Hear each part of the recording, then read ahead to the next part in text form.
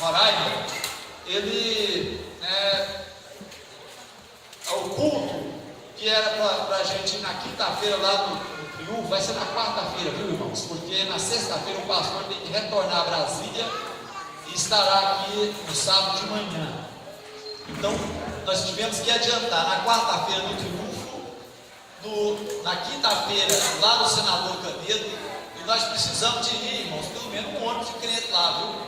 O irmão Cristiano está viajando, mas ele vai levar a gente ali, tá? Vamos nos reunir aqui, irmão. Nós temos que sair daqui pelo menos 6h30, 6h40, né? Porque cada um no seu carro é difícil. Vamos todo mundo junto. Agora no Triunfo, vou fazer um esforço aqui para ir 5, 6 carros, viu, irmãos? O presidente da convenção está aí, ele está entusiasmado com a obra aqui no estado de Goiás, né? E essa obra, na verdade, nós é responsável. Nós somos a igreja mais estruturada, a igreja maior aqui, né? Então vamos ajudar o pastor em nome de Jesus, viu, irmãos? E no sábado nós teremos o batismo às 15 horas, né? E também à noite o culto vai começar às 7 horas, viu, irmãos? Às 19 horas, viu? Nós vamos ver se a gente dá conta de dar uma janta aqui para os irmãos. Vai ter o batismo, Santa Ceia e as bênçãos de casamento aqui. Então é por isso que vai começar às 7 horas, que dá mais tempo, viu, irmãos? Amém, irmãos? Amém. E nós estamos lutando também, irmãos, nos ajude. O nosso objetivo é passar uma nova cor aqui, né? E também eu estou pedindo aos irmãos, os irmãos se esforcem um pouquinho, irmãos, e vamos conseguir alcançar as 100 cadeiras, irmãos. Eu já ganhei 7, então está pertinho de inteirar as 100, só falta 34, viu? Então esforce um pouquinho aí e vamos comprar essas cadeiras, viu? O pastor presidente, ele é nosso amigo, ele gosta de nós, né, há algum tempo, e ele disse que vai nos dar uma ajuda aqui. Eu falei, pastor, é o seguinte, é bem-vindo, qualquer ajuda é bem-vinda, né? Então, irmãos, vamos nos esforçar, né? E vamos ter as 100 cadeiras aqui em nome de Jesus, tá? Aleluia. Os irmãos poderão ficar sentados. Eu quero discorrer a respeito de um texto aqui. É no livro de Crônicas, no segundo livro de Crônicas, no capítulo 15. Aleluia, glória a Deus. É uma palavra, irmãos, de exortação e edificação para todos nós, para a gente nos animar, ser animado, viu? Participar do crescimento da igreja, participar das reuniões e fazer, irmãos, faz esse compromisso. Eu estava pensando até em obrigar, mas só porque eu sei, ninguém é obrigado a nada, né? Nem Deus não obriga, viu, irmãos? Mas se você gosta de Jesus, se você gosta de Deus, então leia a palavra dele. Jesus disse: dei-vos a tua palavra, né? Capítulo 17, o verso 17 de João, ele orando e falando para o Senhor, para o Pai: Pai, dei-lhes a tua palavra. Deu para quem? Para os crentes. Então ele deu para quem a palavra? Para ficar lá na gaveta fechada, não é assim? Não. Não é não? Então é para ler a palavra, né? Aleluia. Aqui diz assim, os irmãos só prestem atenção: veio o Espírito de Deus sobre Azarias, filho de Oded. Ele saiu ao encontro de Asa. Asa era o rei de Judá. Ele disse: ouve-me, Asa, e todo o Judá e Benjamim. O Senhor está convosco, enquanto vós estáis com ele. Se o buscardes, ele se deixará achar. Porém, se o deixardes, vos deixará. Israel esteve por muito tempo sem o verdadeiro Deus, sem sacerdote que os ensinasse e sem lei. Mas quando na sua angústia eles voltaram ao Senhor, Deus de Israel, e o buscaram, foi por eles achado. Aleluia. No verso 7: mas sede fortes e não desfaleçam as vossas mãos, porque a vossa obra terá uma recompensa. Ouvindo, pois, essas palavras e a profecia do profeta, comprou ânimo e lançou as abominações fora de toda a terra de Judá e de Benjamim, como também das cidades que ele tomara na região montanhosa de Efraim, e renovou o altar Senhor que estava diante do alpendre do Senhor. Aleluia. Irmãos, esse rei foi um rei justo, um rei bom, rei de Judá. E ele percebeu que para ter vitória na vida, para poder ser abençoado, para ter vitória no seu reinado, ele precisava de Deus. Todos nós, irmãos, temos que ter essa consciência que para a gente ter vitória na fé, na vida espiritual e mesmo na vida financeira, nós temos que buscar a ajuda de Deus. Então o crente ele precisa de buscar esta ajuda. E o rei, ele disse: olha, como que eu posso fazer um bom reino? Como que eu posso ser justo? É buscando a palavra de Deus. Então ele disse, o rei Asa, ele buscando a Deus, Deus levanta um profeta e diz: olha, Asa, o Senhor está convosco enquanto vocês estiverem com Ele. Aleluia.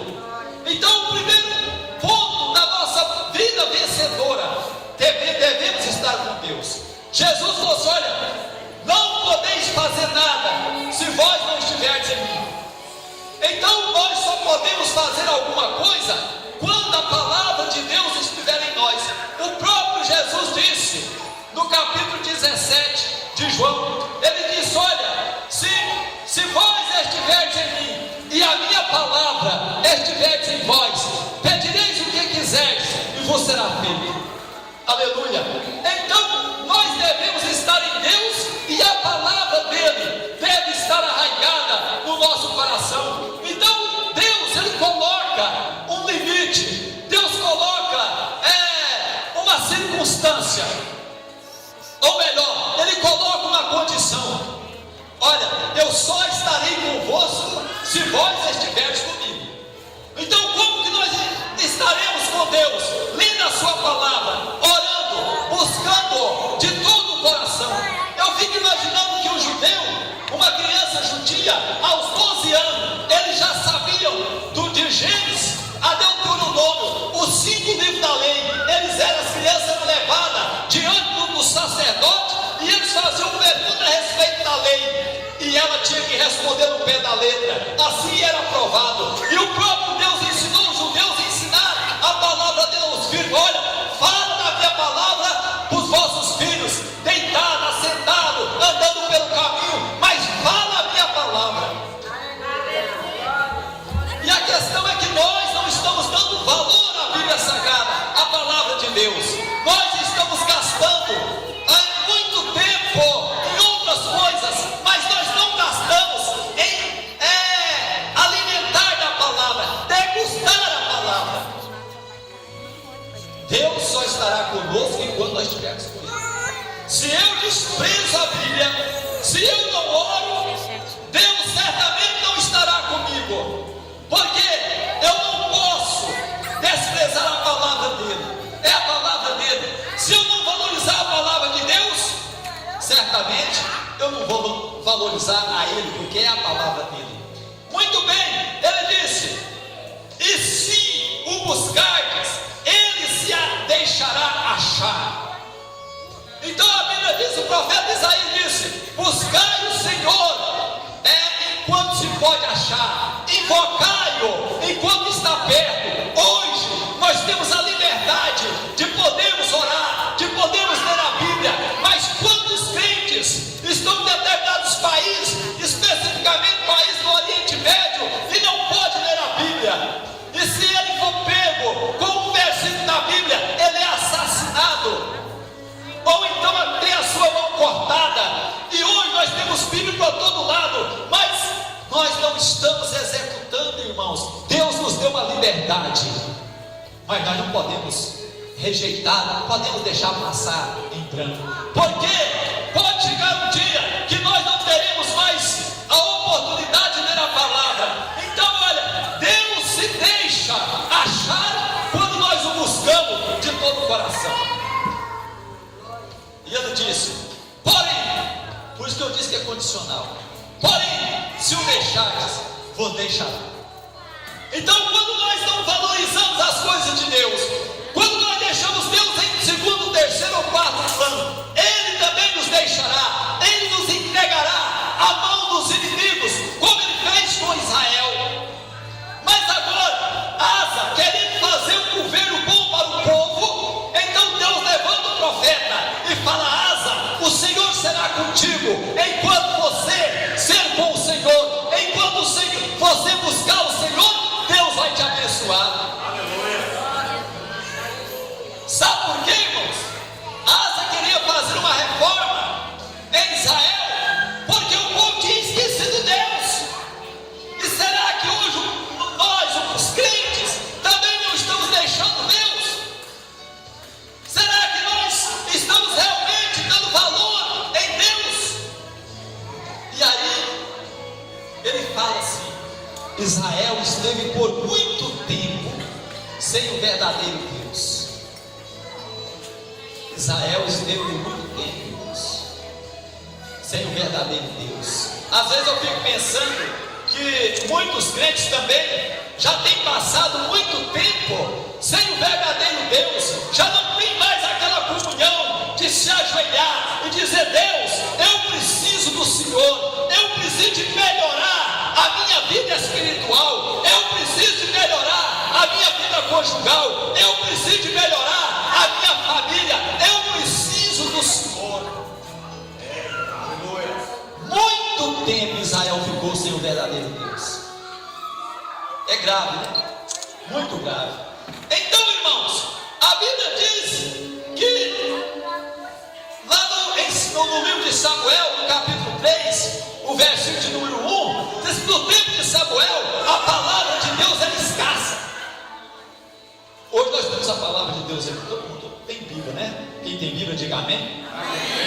Era escassa a palavra de Deus, e não havia nem revelação. O povo tinha sacerdote, tinha, mas não ensinava, não exortava o povo a buscar o Senhor. Olha o que o sacerdote fazia: sem sacerdote que os ensinassem e sem lei. Israel estava sem o verdadeiro Deus, porque não tinha sacerdote, não tinha pastores que o ensinasse, não tinha quem me ensinasse nem a lei. Então o nosso esforço aqui é ensinar os irmãos a buscar a Deus, a orar, a ler a Bíblia, irmãos. Sabe por quê? Porque chegará o dia que eu serei chamado diante de Deus, aleluia, e tudo que eu fiz, tudo que eu falei aqui nesse púlpito será revelado. E será que realmente eu tenho ensinado a igreja? Por que tem que ensinar a igreja, irmãos? É porque o Senhor disse: o meu povo está sendo destruído porque lhe faltou conhecimento. Por que lhe falta conhecimento? É porque falta alguém para incentivá-los. Olha, você tem que ler a Bíblia. Meu povo está sendo destruído. Deus falou isso. Olha para vocês verem que versículo forte, muito forte.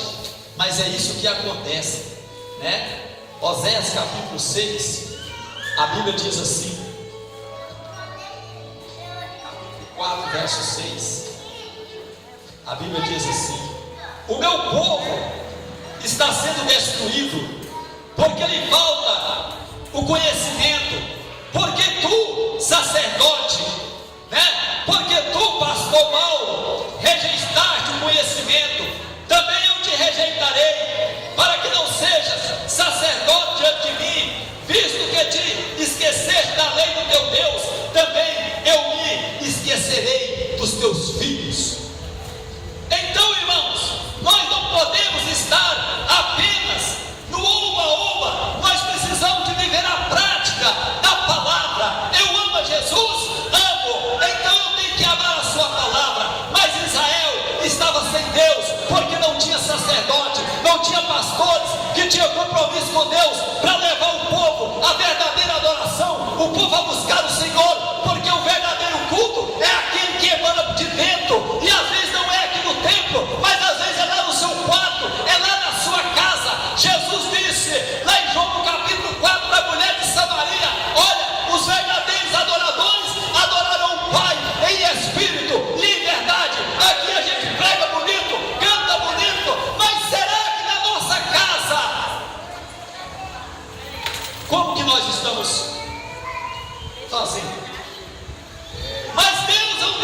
misericórdia. O povo de Israel estava sem o verdadeiro Deus, mas ele disse: mas quando, na sua angústia, eles voltaram ao Senhor, Deus de Israel, e o buscaram, foi por ele achado. Aleluia. Sempre Deus nos dá uma oportunidade. A gente às vezes passa algum tempo fraco na fé, às vezes a gente passa algum tempo sem ler a Bíblia, às vezes a gente passa algum tempo sem ter aquela oração sistemática, mas todas as vezes que nós voltamos para o Senhor, Ele nos dá uma oportunidade para que a gente possa melhorar diante dEle. Aleluia, irmãos. Quantos aqui que estava afastado e na angústia, aqui fala na angústia, clamou a Deus e Deus os respondeu? Será que nós devemos, irmãos, deixar de clamar a Deus só quando estiver na angústia? Será que nós somos tão ingratos assim? Na hora da bonança, por que a gente não clama ao Senhor? Por que não buscamos ao Senhor? Por que nos alegramos diante do Senhor? E naquele tempo não havia paz, nem para os que saíam, nem para os que entravam, porque a pessoa, quando ele esquece de Deus, ele se torna alguém que não tem paz. A vida dele é uma vida complicada, é uma vida de confusão, porque ele fala da paz. Jesus é o príncipe da paz. Então, quando nós esquecemos Deus, a nossa vida, irmãos, ela será uma vida de luta, de tribulação. Não havia paz, mas havia muitas perturbações. Quantas casas, quantos lares, quantas famílias, há muita perturbação. Mas por quê, irmão? Porque afastou-se da presença de Deus. Mas é interessante que Deus é tão bom, irmãos. Eu fico pensando assim, como Deus gosta da gente, né? A gente não valoriza bem o que Ele faz por nós. Todos vocês, todos nós estamos aqui unicamente, simplesmente porque Ele te abençoou, te deu vida, viu? O seu coração está pulsando aí, é porque Ele falou para o seu coração bater, viu? Você tem força para trabalhar, é porque Ele te deu essa força. Você está respirando esse oxigênio gostoso. Sabe quem fez isso? Foi Deus. E muitas vezes nós somos ingratos, né? Sabe, essas crianças que você tem, foi Deus quem te deu. E nós somos gratos. Mas Deus, Ele é misericordioso. E Ele diz no verso 7, é o profeta: mas sede fortes e não desfaleçam as vossas mãos, porque a vossa obra terá uma recompensa. Então tem muitas pessoas que as mãos já não são fortes mais, mas a Bíblia nos exorta: fortalece as suas mãos, aleluia, fortalece a sua fé, irmão, porque Deus ainda, além do que Ele já tem dado para nós, que é a vida, que é o maior patrimônio que nós temos, Ele ainda recompensa o nosso trabalho.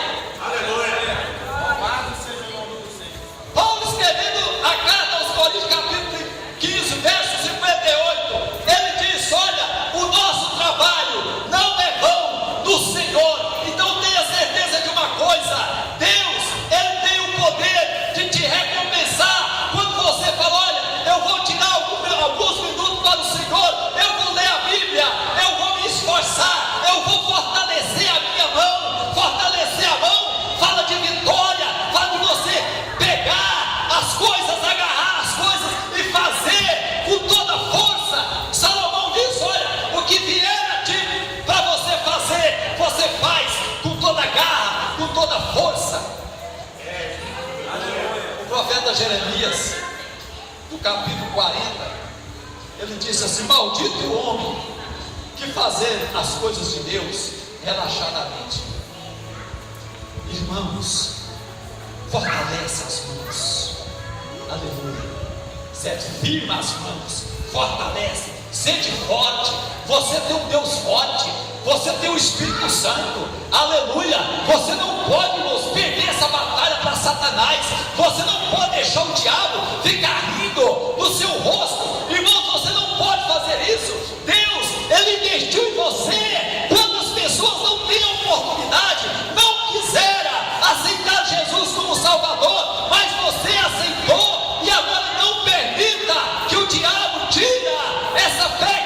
tem. Aleluia.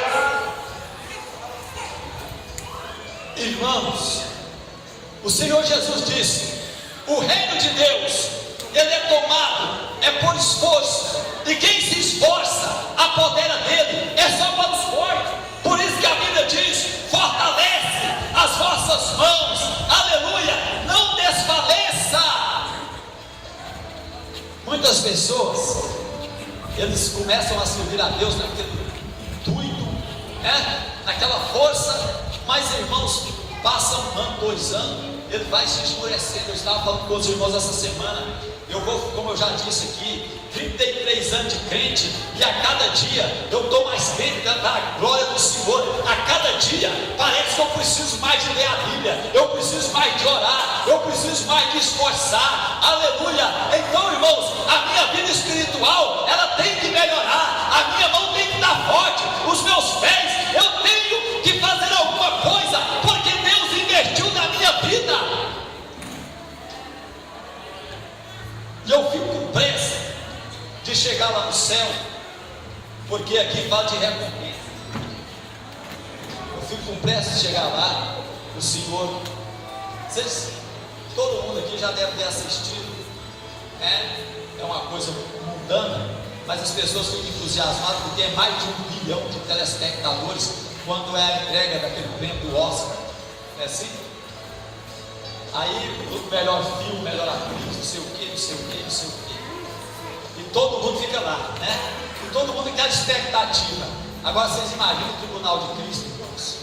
A lá que vai ser uma verdadeira festa da entrega de Oscar.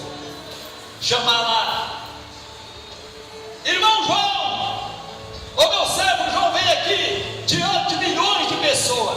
Olha, está aqui a sua estátua, está aqui a sua coroa, porque você fez isso. Que maravilha, né? Eu tenho um sonho de chegar diante de Deus e ele chamar meu servo Mauro Basílio de Moraes.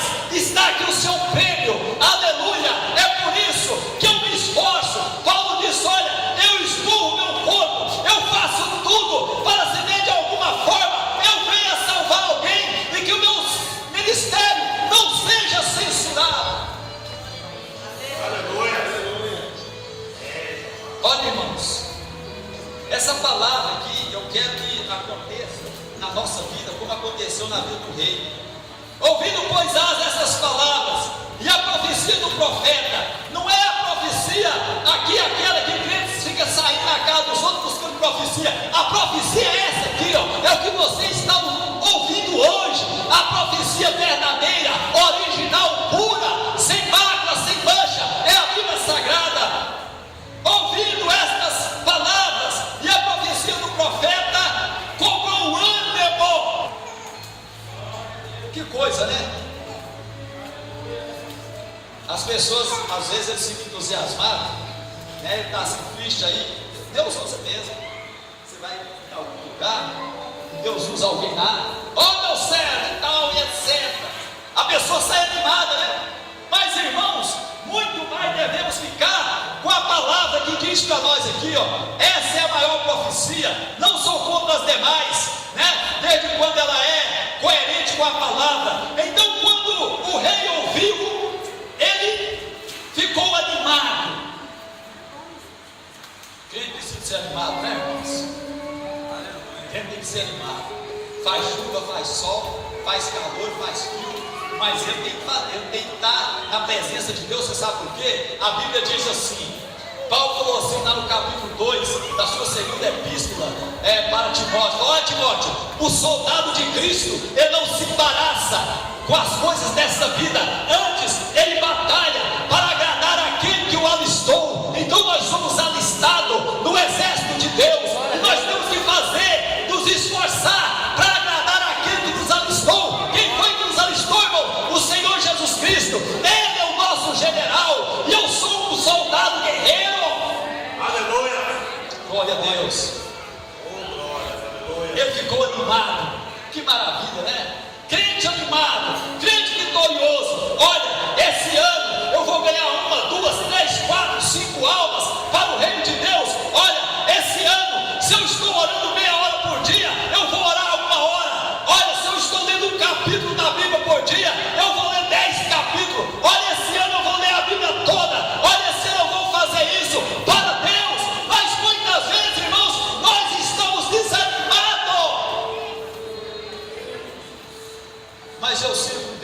Todo-Poderoso.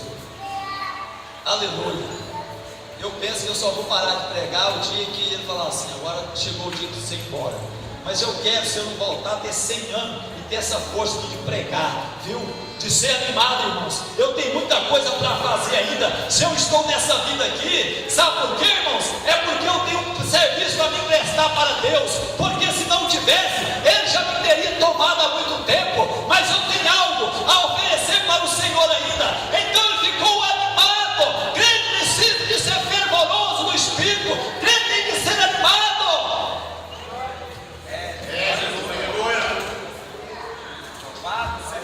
O vosso trabalho terá uma recompensa. Aleluia. O meu trabalho, quando eu trabalho aqui no mundo, está no final do mês, o patrão chega e dá uma conta-cheque, né? Pode ir no banco, seu dinheiro está lá. É bom, né, irmãos? Quem trabalha aqui gosta de receber no final do mês, diga amém. Amém. Maravilha, né? É aquele irmã Cláudia, você acha bom, né? Trabalhou, irmão, o patrão lá. Está pronto aí a costura? Está. Mas está aqui o dia. É bom, né, irmãos? Trabalhar é bom, né? Quem gosta de trabalhar aí, diga amém. Amém. É? Agora imagina para o Senhor. Irmãos, eu pergunto, vou fazer uma pequena ilustração ou comparação.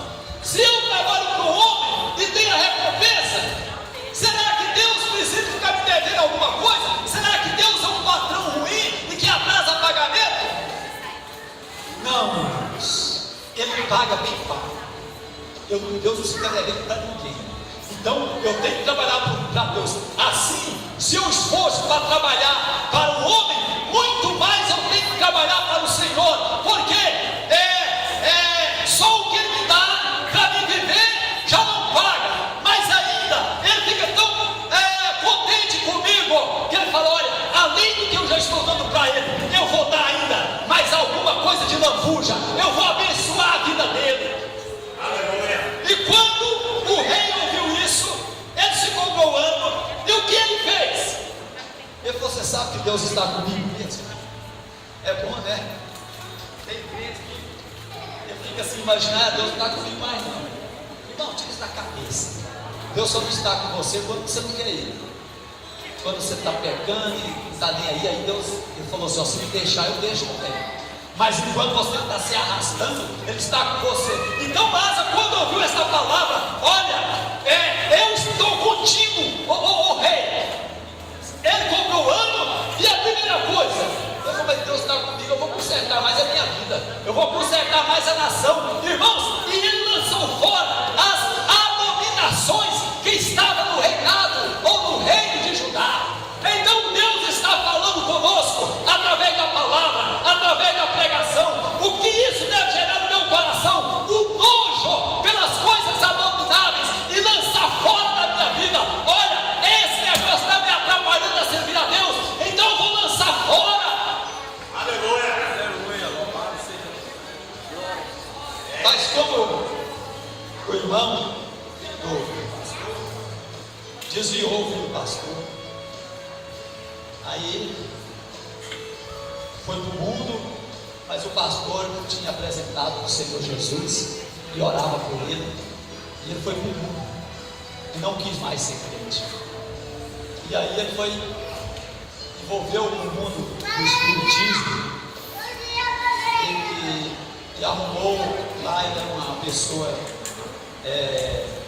que queria ser alguma coisa no mundo espiritual, mas espírita. E eles fizeram ali um trabalho para fazer um compromisso com Satanás, fazer uma aliança com o diabo. E aconteceu o que? Aquele jovem ali, para tirar sangue e fazer um voto, entregando a sua vida para Satanás. Então, aqueles homens que estavam fazendo esta aliança, então apresentava um, apresentava outro, e quando chegou a vez daquele desviado, filho do pastor, quando chegou, o diabo falou: esse eu não quero, esse não serve. Ah, mas por que eu não serve? Não, é porque o homem lá de cima não deixa, ele pertence àquele lá de cima. Ele pensou: mas eu estou desviado, Mas o pai dele estava orando por ele. E ele tinha sido apresentado para o Senhor. Eu estou desviado, Deus está falando que está comigo. Saiu daquele terreiro o mais rápido possível, chegou chorando na igreja e reconciliou, irmãos. Então, quando Deus está comigo, Ele gera mudança na minha vida. Deus está comigo, se Deus está comigo, eu tenho que lançar fora as abominações. Quantas coisas tem na minha vida ou na minha casa que é abominação ao Senhor, lança fora. Aleluia. Olha, lançou as abominações. Outra coisa, e renovou o altar do Senhor que estava diante do alpendre do templo. Aleluia. Altar fala de vida com Deus. Elias, no capítulo 18 desse livro, a Bíblia diz que quando ele foi oferecer um sacrifício, quando ele disputava com os profetas de Baal quem era Deus lá em Israel, ele foi fazer um sacrifício. Quando ele foi fazer, ele observou que o altar estava quebrado, mas ele não ofereceu nenhum sacrifício enquanto não consertou o altar. E tem muitos de nós que estamos oferecendo sacrifício, mas o altar está quebrado. Se o altar está quebrado, o sacrifício não vai ser recebido por Deus. E ele viu que o altar estava quebrado, reparou o altar, e quando ele ofereceu o sacrifício, Deus derramou fogo dos céus. Aleluia. Fogo só cai em altar, irmãos. Altar que está completo. Altar quebrado, não tem jeito de vir fogo do céu. Não tem como, irmãos. Pode orar, pode lutar, mas o altar está quebrado. Então repara, vamos reparar o nosso altar, a nossa vida espiritual. Vamos renovar o nosso altar. Aleluia. E diante de tudo isso, olha o resultado. Congregou todo Judá e Benjamim, e também os de Efraim, Manassés e Simeão, que moravam no meio, porque muitos de Israel desertaram para ele, vendo que o Senhor Deus estava com ele. Então a nação de Judá, porque quando dividiu o reino era 12 tribos, a nação de Judá ficou com 2 tribos, mas quando as demais tribos viu que Deus estava na vida de Asa, eles vieram do norte e se ajuntaram ao rei, porque sabia que Deus estava com ele. Aleluia. Irmãos, o povo quer estar onde Deus está. Se o povo gosta de estar junto com você, é porque Deus certamente está na sua vida. Então, quando aquelas nações, que não pertencia mais a Judá, mas viu que Deus estava com o rei, olha, vamos ficar perto do rei, porque, irmãos, pessoas que têm Deus na vida, Deus abençoa ele, e a bênção vai para aqueles que estão perto. Sim ou não? Então, mais 3 nações, mais 4 nações, olha, vão ficar perto do rei. O rei de Judá é um rei abençoado, vão ficar perto, vão pegar a bênção para nós. Então, irmãos, a bênção não é só para aquele que tem a ligação direta, mas quando ele é abençoado, até aqueles que estão próximos recebem a bênção de Deus. Aleluia. Vocês sabem por que o Egito existe, irmãos? É por causa do rio Nilo. O Egito é todo seco, mas o rio Nilo foi as primeiras nações, as nações mais poderosas surgiu na beira do rio Nilo, do Eufrates. Então os egípcios eram muito fortes. Vocês conhecem a história de Israel que foi lá no Egito. Mas por que, irmãos? Por causa de um rio que nasce quase no centro da África, aonde chove bastante, mas ele corre pelo deserto. E quando